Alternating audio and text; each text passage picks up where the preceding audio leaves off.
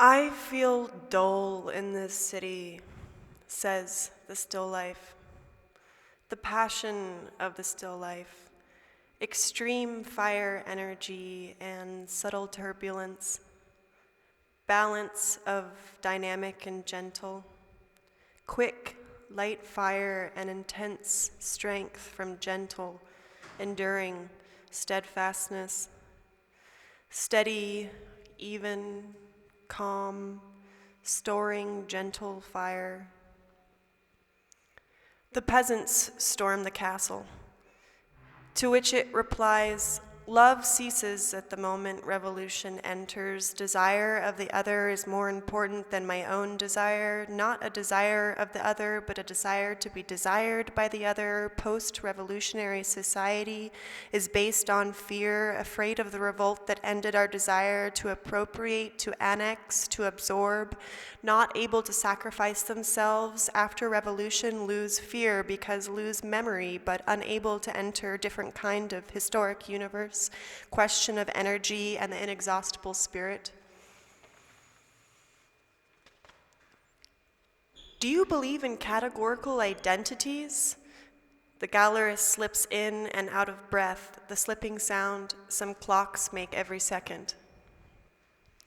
Is there a way of detoxing your body of patents? Would that have to be a legal action? A legalized detox? A detox? And is that why we pollute ourselves? In some kind of rebellion to the bodies that feed upon us? Meanwhile, tons of people are waiting in line. What could be more valuable than information? Culture is expensive when we decide what we like and don't like. We who have been born without fear, afraid of nothing. And I am not intelligent like you, Dora continues. You have many interests, none of them prove anything definitively. I don't think you're adaptable. You do not adapt like me as well as I do, unconscious, cathartically, intuitively understand control, the hypocrisy of ethical practice. Everybody adapts. The line gets rowdy. Everybody speaks in English. English is the only language worthy of consumption, says the equator. The equality of the equator, extreme equalizing democracies and the gentle global, balance of exclusive and radically open, quick, seductive archive and intense strength from gentle, enduring confession, steady, even, calm, storing gentle production. The line grows larger and larger until there is rebellion, when another line forms and becomes an intersection. Dora likes watching Irish step dancing on video. The dancers' feet navigate the two intersecting lines drawn on the ground without ever placing both feet in any single quadrant. They are experts. She wonders what is the beauty in their refusal to stand at one side of the cross, the devout nature of this navigation. How respect of the object must include a perpetual movement. Dora is reminded of the ritual in consumption. Seraphim signs contracts for the purchase of his name and his home. He is housed by the name of angels.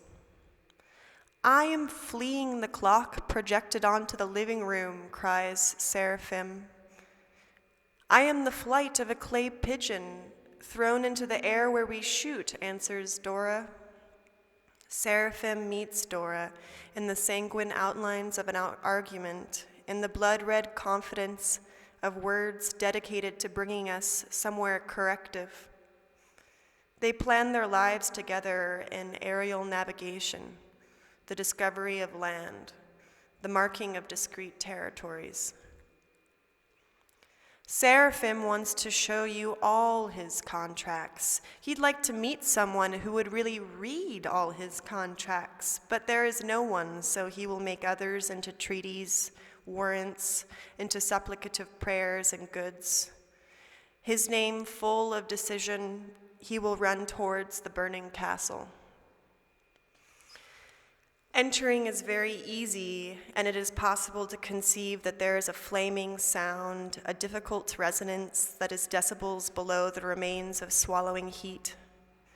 Faster and faster we go to the remaining heat, we are to remaining, we want to be burning. Now we are on the second floor, the peasants can't see us, they already went home. In the clearing of our throats, we taste our asphyxiation. To be fortified means to be made real or to be walled in. The moat is flooding, the fire extinguished. Now there is time to unearth the particulars.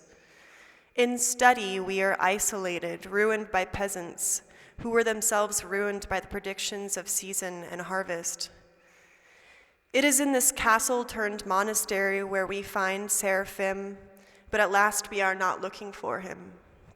We want the highest tide, the point in time when it is least possible to travel from place to place, because we believe it is a kind of proof to drown in the process of travel. The places that are burning have no right to interject us. Then there is the theme of human resignation, Dora continues. The capacity to resign from the self is seen as the true artistic achievement. And this necessity to resign from the self becomes some kind of ethics of the commons.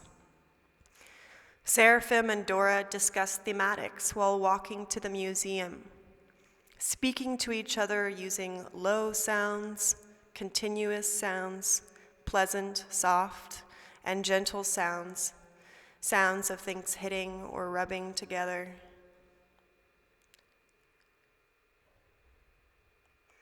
But then it gets internalized. Resignation becomes internalized into the self and constructs personality. Seraphim is incapable of short and high sounds, ringing sounds. He believes that there are some people who are impossible to speak around. And without this resignation, the person cannot be constructed for the commons.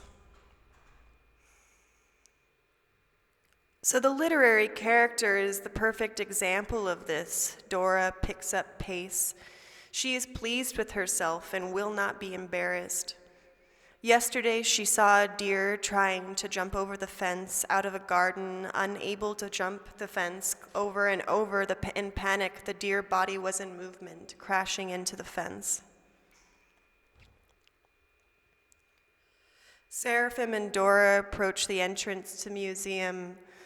The still life is being housed there for particular reasons, unbeknownst to anyone but the still life itself. Perhaps for the same reasons that anyone is housed, for good behavior or for signs of young intelligence, for love or an expectation of being known. Imagine in this very profane condition the still life professes in a language with only simple past, present, and future tenses. Things acquire certain completely different functional auras.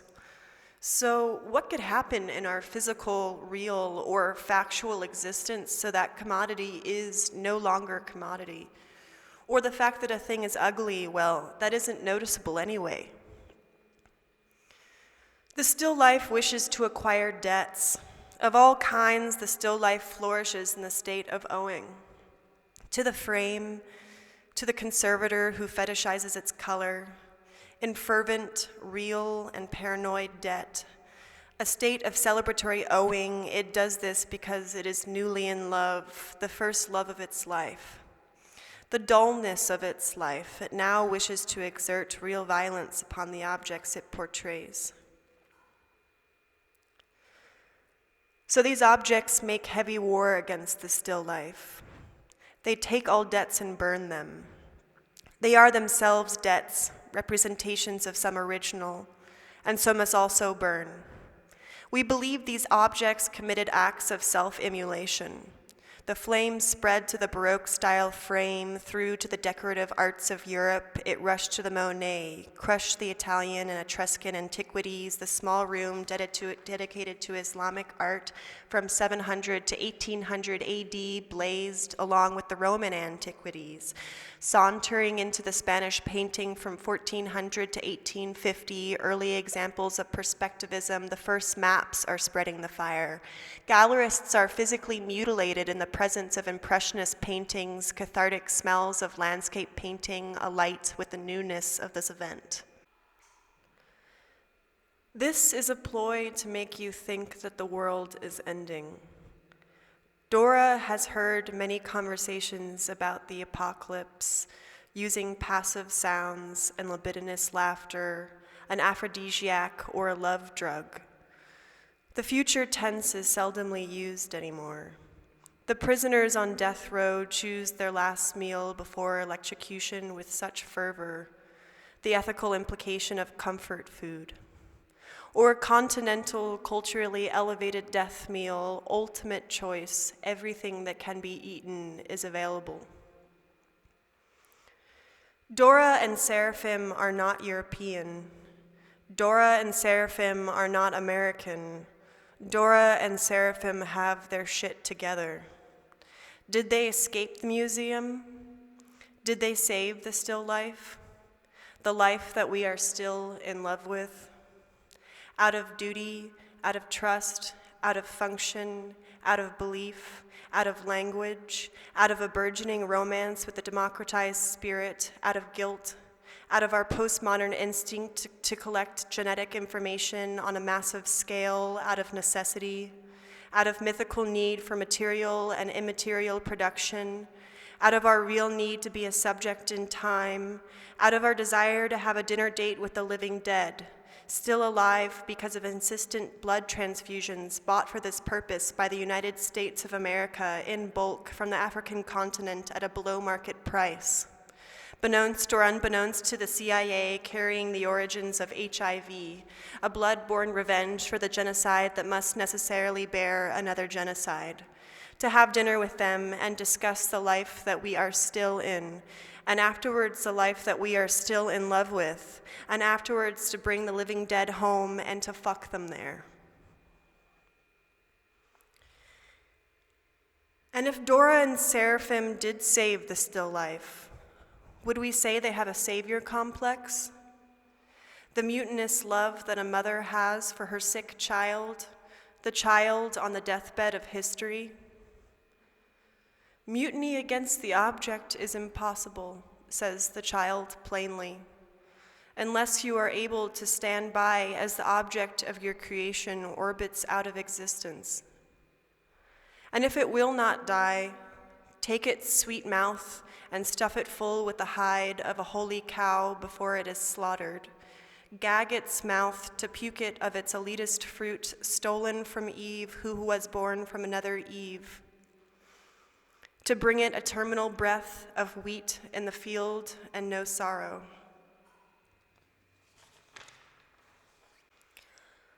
A Polish painter lives in state-run housing unit with blue hallways. In East New York, the doorman keeps a log of those who enter and exit.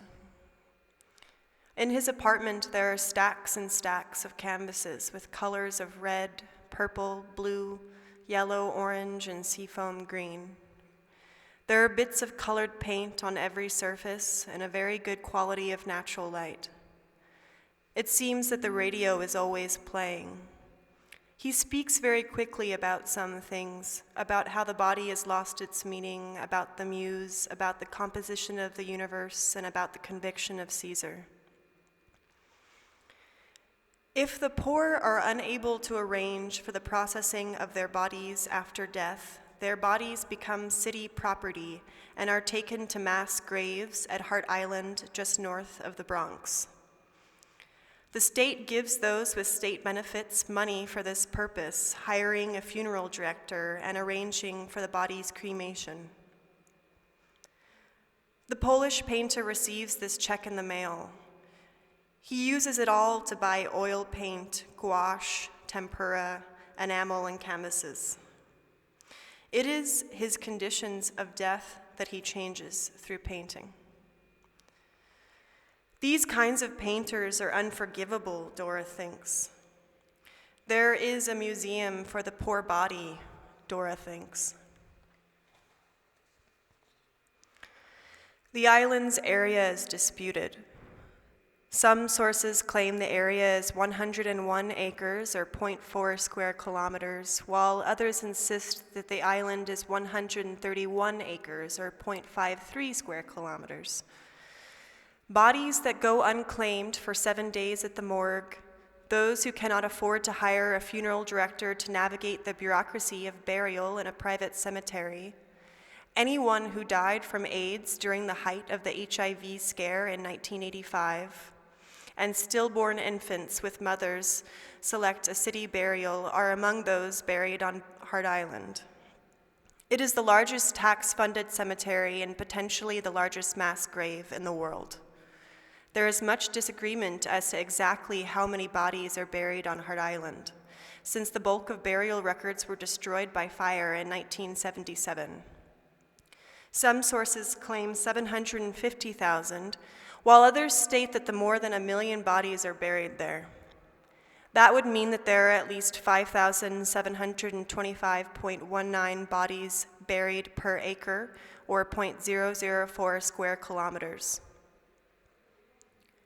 The first baby to die from HIV in New York City is buried in the only single grave on Hart Island with a concrete marker that reads SC, or Special Child, B1, Baby 1, 1985.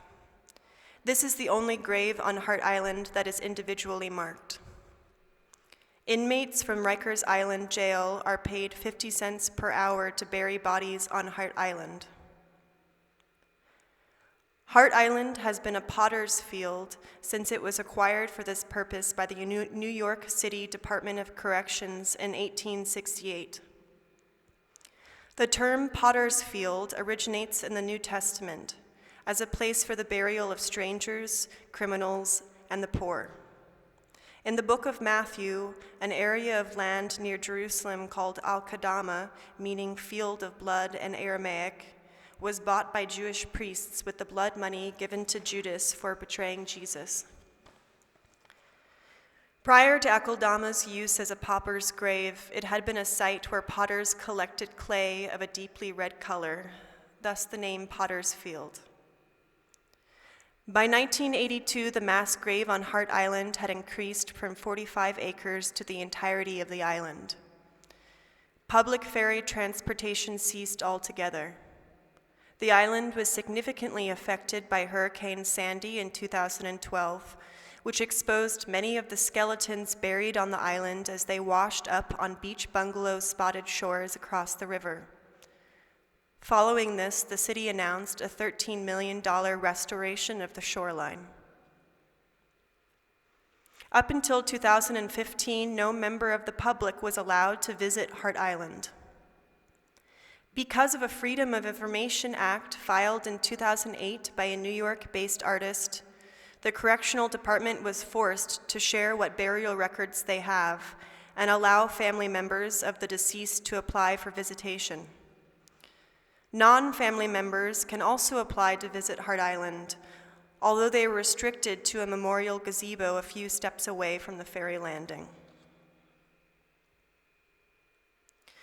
Upon applying for visitation rights, the applying individual must sign a release from liability and indemnification agreement.